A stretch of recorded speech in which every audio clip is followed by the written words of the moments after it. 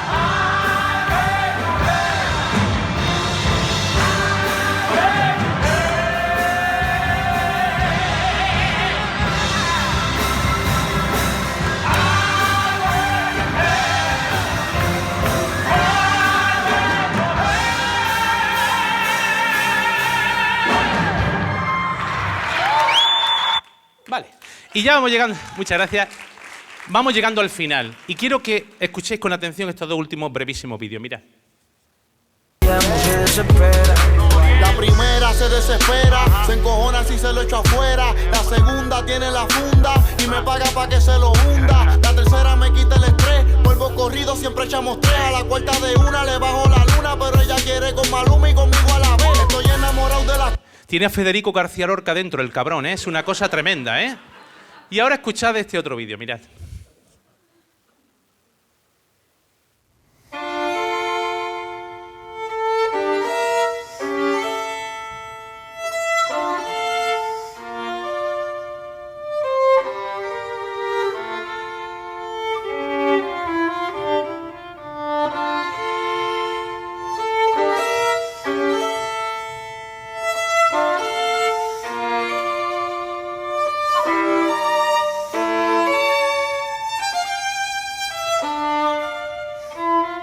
El primer vídeo solo en YouTube tiene más de 1.500 millones de visitas y hay otros 1.000 millones de personas que perrean al ritmo de esa música sin echar ni 2 segundos a ver qué dice su letra. El segundo vídeo tiene las visitas que le hago yo. Yo voy de IP en IP por el mundo dándole play a Joshua para que no pierda la esperanza, ¿eh? Pues mira, yo puedo aseguraros que dentro de 25 años de Maluma y sus amigos presidiarios no se va a acordar nadie, porque esa música es una mierda. Fin. De la Chacona en re menor de Bach se tocaba hace 300 años, se toca ahora y se va a seguir tocando dentro de 300 más porque es eterna, porque es calidad, porque es maravillosa. Pero no tenemos que irnos 300 años atrás para encontrar buena música. Hoy la hace Radiohead, la hace Iron Maiden, la hace Björk y la hace un montón de gente que seguramente escucháis. Por eso, esto es el legado. Por eso, antes de que os vayáis, quiero daros 2 consejos muy importantes que son los que he intentado aplicarme yo en mi vida. El primero, y este grabároslo a fuego porque fue el mejor consejo que me han dado nunca. Autovaloraos siempre de manera correcta. La autovaloración correcta es el mejor antídoto contra la frustración. Yo tenía un amigo, ya no lo sé dónde está, en el conservatorio, que tenía una voz que parecía un grillo áfono, ¿vale? Tenía buen estilo cantando, pero él quería cantar Wagner. Y yo le decía, no vas a cantar Wagner. Wagner tiene 150 tíos tocando ahí debajo a todo lo que dan. No se te va a oír. Yo quiero cantar Wagner, porque es que... Y siempre en esos casos hay un idiota de proximidad que se acerca y le dice, si quieres, puedes. No. Siempre que se quiere no se puede. A veces solo se puede cuando se puede. Por lo tanto, nadie os va a valorar mejor que vosotros mismos. Todos tenemos talento, todos. Conozco muchos taxistas con talento, conozco muchas señoras de la limpieza con talento, enfermeras con talento, pero tenemos que echar 5 minuticos a ver cuál es el talento que tenemos, el bueno, no confundirnos. Y el segundo consejo es que os emocionéis y vayáis emocionando a la gente con aquello que vayáis haciendo. Una de las cosas que me encuentro con los músicos clásicos y en las orquestas con las que voy trabajando es que se ha perdido eso. Ya no se emocionan tocando esa música a la que un día le dedicamos nuestra vida porque la amábamos, porque amábamos tocar Bach, porque amábamos tocar Händel, porque amábamos cantar Puccini y Rossini. Y dejamos de pensar, con la última orquesta que lo hice en México, cuando tocaban la suite en re de Bach, el air de Bach, le hice esa reflexión, pero ¿por qué tocáis así? Esto no tiene alma, estáis muertos. Y eso el público lo percibe. Me pasó también hace 3 días en el Teatro Real de Madrid con una orquesta. Tocaban música de cine, Cinema Paradiso, Morricone, una música maravillosa, que no se acercó a mi alma en ningún momento porque tocaban como funcionarios. Nosotros somos artistas, no lo olvidéis nunca. Y no olvidéis nunca que tenéis que crear cosas.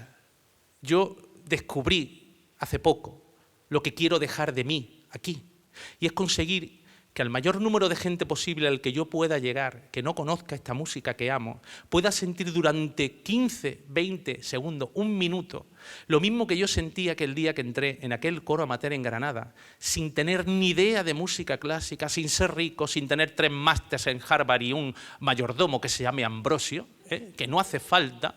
Quiero que sientan lo que yo sentí cuando aquella mujer maravillosa levantó los brazos, los bajó e hizo sonar a Händel. No lo olvidéis nunca, de verdad, y pensad, siempre pensad, dudad, valoraos correctamente y cread cosas. Y darle una oportunidad que muchas veces nos cuesta a los compositores que hacen buena música hoy. Cread cosas interpretarlos, tienen derecho a que los interpretéis. Vosotros probablemente seáis de los mejores instrumentistas que salgan en el mundo. Hacedlo, no os limitéis a tocar lo que sí hay que tocar, que es Beethoven, Mozart, Bach. Esto va a quedar siempre y siempre tenemos que conservarlo porque es nuestra raíz, es nuestro legado. Pero dadle una oportunidad al otro, intentad conectar con la gente de vuestra edad. Y no haced que ellos se acerquen a nosotros, acercaros vosotros a ellos. Y pensad, sobre todo, qué vais a dejar de vosotros aquí para nosotros. Muchas gracias.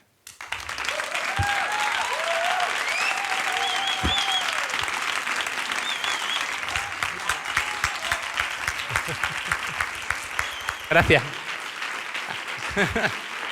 Gracias.